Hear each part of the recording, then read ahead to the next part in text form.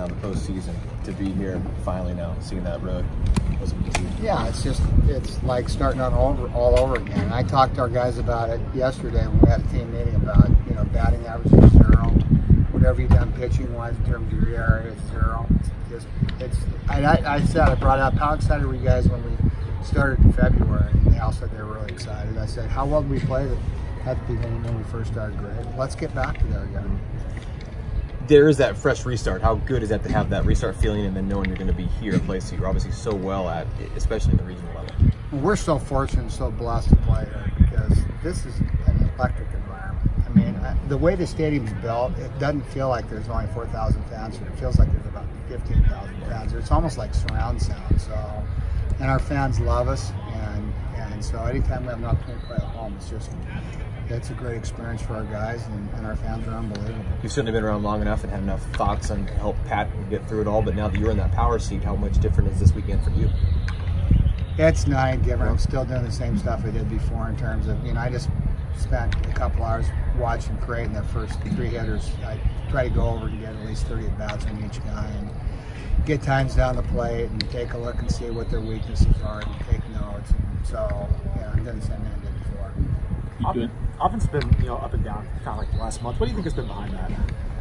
Bob, if I had the answer to that, I'd solve it, wouldn't I? Yeah, you know, I think part of it's we're not very aggressive. We're getting a lot of breaking balls with less than 2 strikes to a day that are elevated.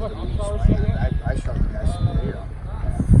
We literally did some breaking balls. Bell by now double play. One counts this last week. But, you know, I think part of it's strike zone management early, and then, like, you know, just not, you know, we need to do a better job putting the ball in play with 2 strikes. And we work on that in practice, but it's just, you know, it's something we need to do a better job of. Other than Adley, a lot of the returning guys have a lower batting average this year than they did last year. Is that just a coincidence, or is there? What do you think? I think it's a matter of, you know, last year we put guys in situations where they had an opportunity to be successful, and they didn't play when we didn't feel like they had an opportunity to be successful, and they're having to do those opportunities this year. And then Tyler Malone, Tyler played all the time. If you took Tyler's last year, and him and I have talked about, so I can show it. I said, if you took the period where he had 5 home runs, I'm pretty sure you guys would get College World Series. And take those 2 sections out.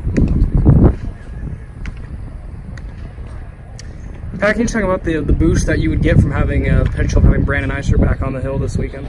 Awesome. I mean, it's going to be another weapon that we can use. He's obviously not going to start, but he's going to come out of the pen. And so just to have him, and that's what he did his first 2 years here. So I'm really excited to have Brandon back because he's an absolute shutdown guy coming out of the pen. That gets your staff a little bit more. I mean, there's kind of any arm you can add in there on a weekend like this, knowing you can need them at any point in the game. Kind of we're going to be back to 11 pitchers, and we're down to 8. So, yeah. You know, it's just any pitching we can get back is a bonus for us. If you take, I mean, obviously, it sounds like you looked at Creighton, I assume Michigan, all them, and first up Cincinnati. Do you have an idea of kind of each of those teams, at least an early scout on each of them at this point? Yeah, you know, I've got all their statistics and information. What I am looking at video-wise is I'm just looking at Cincinnati right now. I'm going to finish with Cincinnati, and then I'll go on to their teams. We play Cincinnati first, so I just want to take notes on them first. This has been kind of a unique situation for you, taking over a team that won the College World Series and not really having any guarantee about the future. Has that kind of forced you to live in the moment? Has it been tricky to balance that at all? You know what? That's a great question. I'll just tell you what, this is the way I've lived my life. I almost died when I was 26. I had spinal meningitis, meningococcus. I was in the hospital for 2 weeks. I was in critical condition for 3 days. They told my wife the first had about a 10% chance of living. I was living in Eugene at the time. 17 people contacted spinal meningitis. 12 of them died during that period. I was one of the 5 that lived. And I think I was the only one that didn't lose fingers or toes. So, I mean, since that day, I made a commitment that I was going to live each day one day at a time and make the most out of it. So that's what I've done. Compared to that, I guess the regional doesn't feel like too much pressure. No, you know what? Pressure is having bullets fly over your head in Afghanistan. I've said that several times this year, and I really believe that.